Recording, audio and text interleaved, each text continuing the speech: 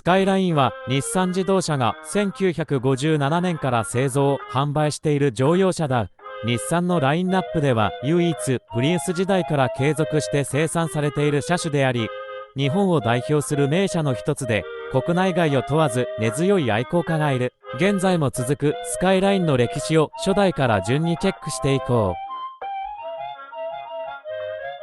う。日本のモータリゼーションの成長とともに歩み、後にモータースポーツの世界でも数々の栄光を勝ち取った名車スカイラインの初代モデルは100円硬貨が生まれた1957年の4月に登場した。このモデルはプリンスセダンの後継者として開発され、現代のプレミアムカーのジャンルに属す。サイドのクロームメッキモールや小ぶりなテールフィンなど米国車風で華やかなスタイリングのボディに搭載される GA30 型エンジンは直列4気筒 OHV の 1484cc で最高出力は60馬力。最高速度は当時の国産乗用車で最速の125キロに達した。スカイラインといえば革新的なメカニズムの採用が特徴だが、この初代もドディオン式訳する2スピードワイパーなどが日本初の試みだった。さらに1960年2月のマイナーチェンジではハイウェイ時代の到来に先駆け、日本初の4灯式ヘッドライトも採用された。スポーツカーとセダンは住む世界が違うと誰もが思っていた時代に、スポーツカーの運転する喜びを享受できるセダンは人々の憧れの存在となった。2代目スカイラインは1963年11月発売された初代の米国風フルサイズセダンから打って変わり、ライバルのひしめく 1.5 リットルクラスの小型ファミリーセダンとして生まれ変わった。先進的なモノコックボディの採用のほか、当時としては画期的なメンテナンスフリー化を実現した意欲作だった。メンテナンスフリーとなった 1.5 リットル直列4気筒 OHV70 馬力エンジンはフォーインエンジンとして4万キロまたは2年間の保証がついていた。シャシーも同様に定期的な注油のいらないノングリースアップが訴求されて話題となった。1964年第2回日本グランプリに出場したスカイライン GT はプロトタイプスポーツカーのポルシェ 904GTS を7周目のヘアピンで抜き去るという離れ技を成し遂げ、羊の皮を着た狼という称号が与えられるレースでの活躍がユーザーのラブコールを生み、翌1965年2月にはスカイライン 2000GT として市販され、発売を待ちわびた多くのファンのもとへと届けられた。1966年8月9日、プリンス自動車が日産自動車と合併したため、社名を日産プリンススカイラインに変更した。1968年8月、スカイラインは3代目 C10 型へフルモデルチェンジした。 C10 型は日産自動車とプリンス自動車工業の合併後初の日産スカイラインとして大きな注目を集めた。初期には 1.5 リッターと2リッターエンジンのフォードアセダン、1.5 リッターのワゴン、バンで構成されていたが、超高性能バンとして別格の 2000GTR や 1.8 リッターエンジン車を加えて徐々にワイドバリエーション化。1970年にはホイールベースを 70mm 短縮したスタイリッシュな2ドアハードトップシリーズも加わった。さらに翌年9月には 2000GT の上位モデルとしてSU ツインキャブで130馬力にまでパワーアップした 2000GTX を追加。 GTR を除く 2000GT シリーズで最高性能車であると同時に、当時はまだ珍しかったパワーウィンドウなどの豪華装備でトップグレードとなった。テレビコマーシャルでは愛のスカイラインのメッセージで、若いカップルが遠くへ旅に出たストーリーを描き、パートナーとドライブを楽しむ車というイメージを定着させ、郊外へ向かう高速道路では楽しげなカップルを乗せて走るスカイラインに多くの視線が注がれた。またボクシーになったスタイリングに合わせて箱スカの愛称も誕生した。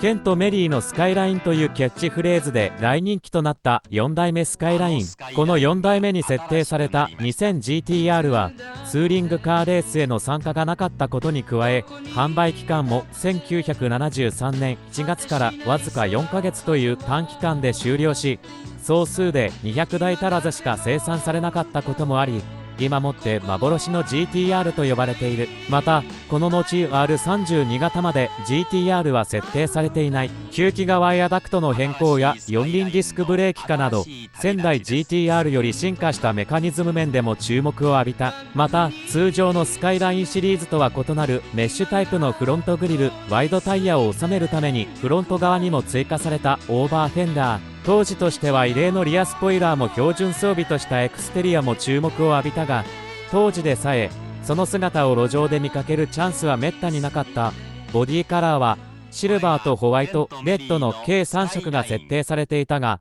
総生産約200台の中で最も数が少なかった色はレッドであった。4ドアセダンは4メリと呼ばれることもあるが、これは4枚ドアのケンメリの略である。1980年代手頃な価格と相まって若者を中心に人気があったこのモデルは、姉妹車のローレルとともに暴走族の改造車の定番になり、テールライトの中心より2つをパテ埋めするワンテール仕様や、ウインカーやグリルをローレルのものに交換する、テールライトをチェリーのものに交換するなどといった当時の日産車同士のパーツの互換性を生かした多彩な改造が流行した。またハードトップの GT 系を中心に希少車だった GTR のエンブレム、フロントグリル、リアスポイラー、オーバーフェンダーなどを装着する改造も見られた。このモデルから右ハンドル圏の日本国外へも輸出されるようになったが、社名は4気筒車はダット3、160系、180系、6気筒車はダット3、240系、4気筒車は国内と同じエンジンだが、6気筒車はその名の通りエンジンが 2400cc に拡大されている。5代目スカイライン C210 型は1977年に発売された大ヒットしたケンメリスカイラインの外観イメージを引き継ぎ、箱スカ、ケンメリに次ぐニックネームはスカイラインジャパンの広告キャンペーンからジャパンとして親しまれた。1978年には昭和53年排気ガス規制をクリアしたエンジンを搭載し、形式は C211 型へ変わる。リモートコントロールフェンダーミラー、ヘッドランプクリーナー、チルトステアリング、オーバーヘッドコンソールなどが話題の装備品だった。1980年4月のモデルチェンジを機にターボを搭載し、省燃費と高性能を両立させ、さらに抵抗外、静粛性を求めた夢のエンジニアリングは80年代が求める新しい GT の姿を現実のものとした。排出ガス規制の中で DOHC エンジン搭載車をラインナップし続けていたトヨタのセリカが、名ばかりの GT たちは道を開けるのキャッチコピーで日産を挑発。それに対し日産はターボ車設定を機にスカイラインを追う者は誰かとやり返すなど、トヨタ VS 日産の構図も話題を呼んだ。ケンメリの67万台には及ばなかったものの、54万台のビッグヒットとなったジャパンはスカイラインの中で2番目に売れたモデルとなった。自ら日本の風土が生んだ名車であると名乗っただけのことはあったと言えるだろう。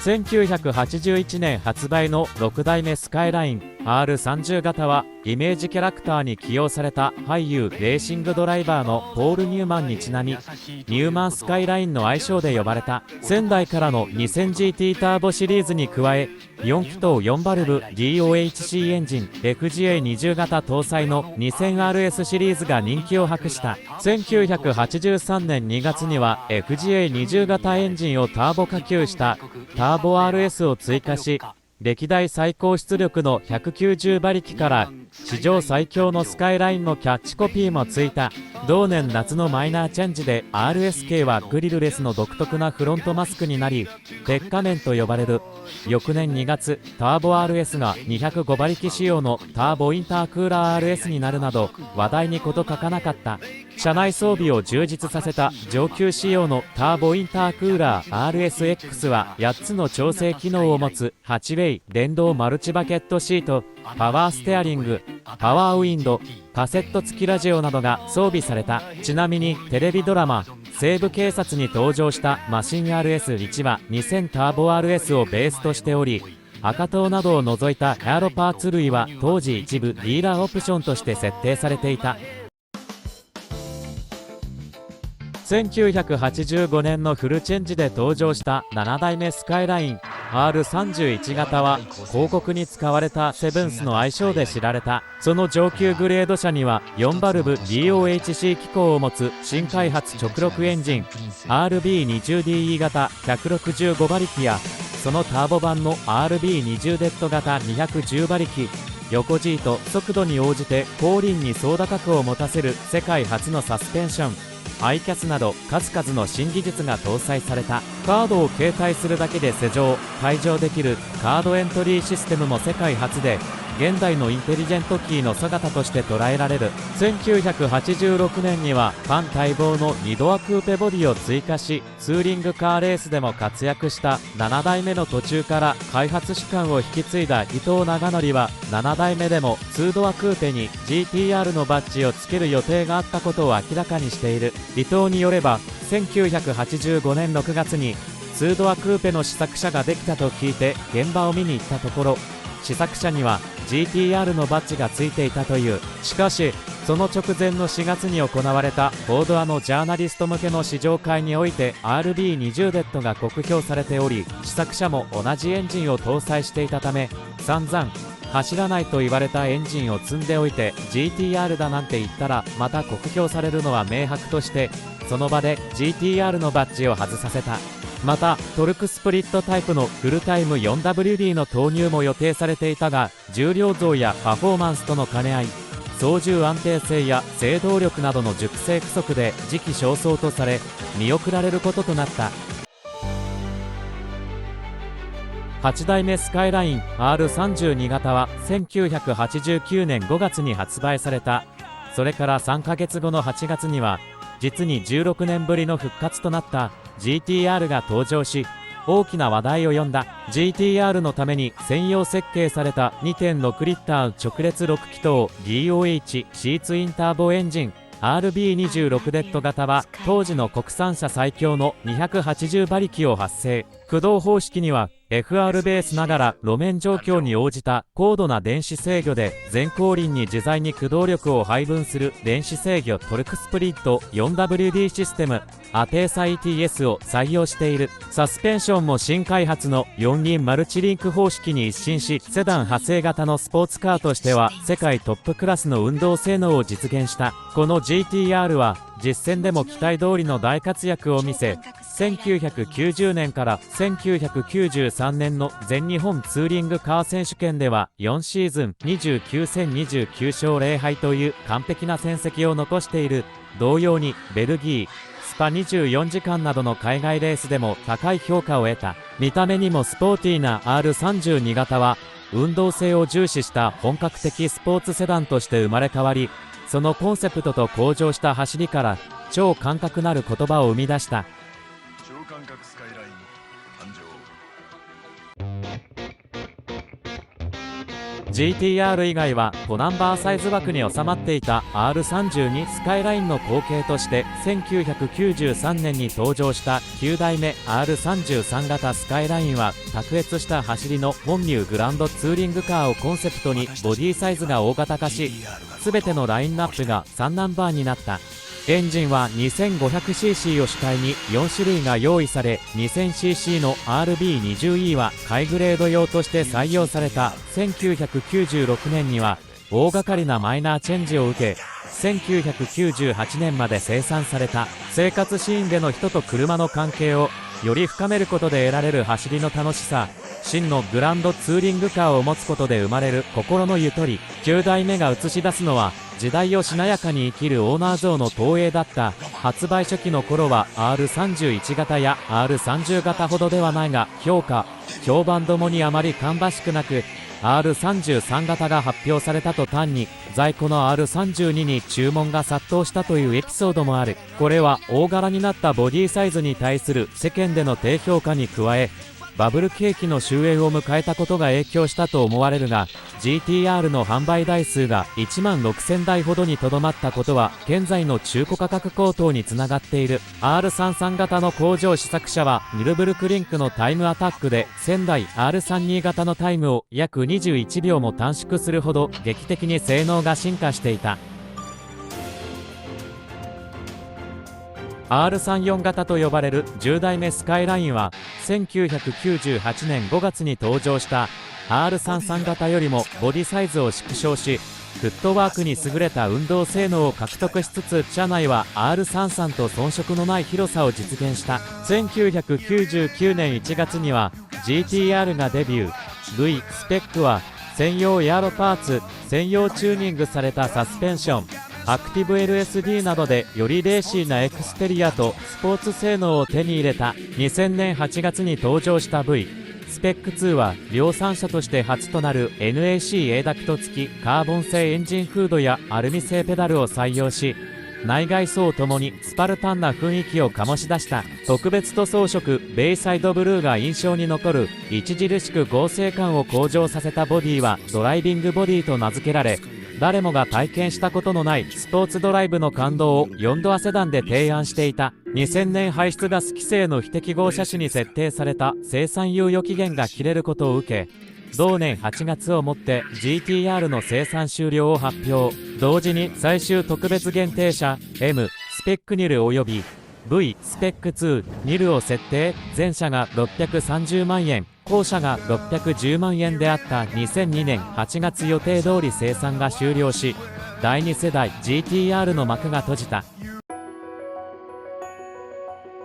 2001年6月発売の11代目スカイライン V35 型は歴代の DNA を重視しながらも21世紀の理想のプレミアムスポーツセダンをテーマに直列6気筒エンジンを廃止し、小型軽量な V6 エンジンをフロントミッドシップに積む FM パッケージの新世代 GT カーへ進化した。前後重量配分52対48による高い双腕性や乗り心地など格段にアップデートされた内容で、往年のスカイラインを知らない海外市場からも絶賛された。初期は 2.5 リッター3リッターの V 級型直噴エンジン搭載のセダンで始まったが、2002年に272馬力の 3.5 リッターエンジン車 350GT8 を追加した。これは世界でも日産だけが採用した革新的なエクストロイド CVT に日本初のパドルシフトを組み合わせ、8速 MT のようにダイレクトな運転感覚の車だった。6代目の R30 型から10代目 R34 型までは形式のアルファベットに R を用いていたが、この代からは V 級エンジン搭載を意味する V となり、大幅な軌道修正が行われた。このため V35 型以降のスカイラインは第3のスカイラインとも呼ばれている。この代からはスカイラインとしては初めて日本国外への本格的な輸出が開始され、国外では日産の高級車ブランドインフィニティのモデル G35 として販売された。日本国内のユーザーからはこれはスカイラインではないなどといった批判を受けた一方で、インフィニティブランドでこのモデルが販売されていた北米では2003年度モータートレンドカーオブザイヤーを受賞するなど高い評価を得た。とはいえルノー上層部の意向でこのモデルをスカイラインとすることにしたそうだが、ここまでスカイラインを調べた身としてはやはり違和感を禁じ得ないのが正直な感想だ。2006年11月12代目となる V36 型が発売となった。躍動感あふれるスポーティなエクステリアと定評のある FM パッケージを踏襲しながら、新世代 FR プラットフォームを採用し、FR 車専用の新開発 V6 エンジンを搭載、給排気システムやサスペンションなども一新した。また光合成低振動ボディの実現により、運転して楽しい走りの良さと同乗者も快適で安心できる乗り心地を実現している。仙台が北米において D セグメント車として市場と専門家の双方から高い評価を得ており、その評価を維持するために開発費もスカイラインが日本国内専売車であった時代に比べて格段に多く取られ、北米市場が大きく意識されたという。製造は他のスカイラインシリーズなどとともに日産自動車栃木工場で行われた。2013年11月には次期モデルである V37 型が発表されたが、3.5 リッターエンジンを搭載するハイブリッドモデルのみの販売となったため、 V36 型は 2.5 リッターモデルのみ販売価格を引き下げて併売されたが、2014年5月 V37 型に 2.0 リッターターボエンジンモデルが追加されたこともあり、在庫分の V36 型は同年12月をもって販売終了となった。2014年2月発売となった V37 型スカイライン。これがカルロス・ゴーンが発表した最後のスカイラインだ。スカイラインは1957年の発売以来、多くのユーザーに愛され続けてきたが、歴代の中で最もプレミアムでダイナミックなモデルとなっている。これまでにないレベルのドライビングプレジャーを実現するとともに、その感性に訴えかけるデザイン、先進技術、性能は高級車の新たなベンチマークとなることだろう。そしてそれらを支えているのは日産が世界に誇る高級車インフィニティの開発で培われた高い技術力、デザイン。今回その証として車両にはインフィニティバッジを装着している。プロパイロット 2.0 をはじめとし、この車に搭載された先進技術は数知れず、今もなお販売が継続されている。私は V35 以降はスカイラインにあらずと思っていた一人で、日産も不本意ながらリリースしたものではないかと思い、意識もしたことがなかったが、今回改めて見てみて興味が湧いてきた。特に V37 のスタイリングは際立っており、大いにありだと思う。あとはこれまでのスカイラインとのつながりをどう持たせ、これまでのスカイラインファンにどう思いを届けるかや、新たにスカイラインファンを作るために価格がどうにかならないかといったところだろうか。今後このスカイラインブランドがどう発展していくか楽しみに見ていきたいと思う。ここまで13代にわたるスカイラインの歴史を振り返ってきましたが、皆さんはどのスカイラインがお好きでしたでしょうか。70年近く続く日産では一番歴史のあるブランドですが、ほとんどのモデルをキャッチコピーなどからご存知だったのではないでしょうか。私は創世期の初代や2代目について知見がありませんでしたが、3代目の箱スカから R34 や VK3 車種についてはより楽しく見てこれました。その上で一番乗ってみたかったのは R34、所有してみたかったのは箱スカ、リアルに買うとしたら V37 だなと夢を抱きました。というわけで長くなってしまいましたが、今回の動画はここまでにしたいと思います。これからも自動車関係の楽しい動画を作っていきたいと思いますので、気に入ってくださった方はぜひ高評価、チャンネル登録をお願いします。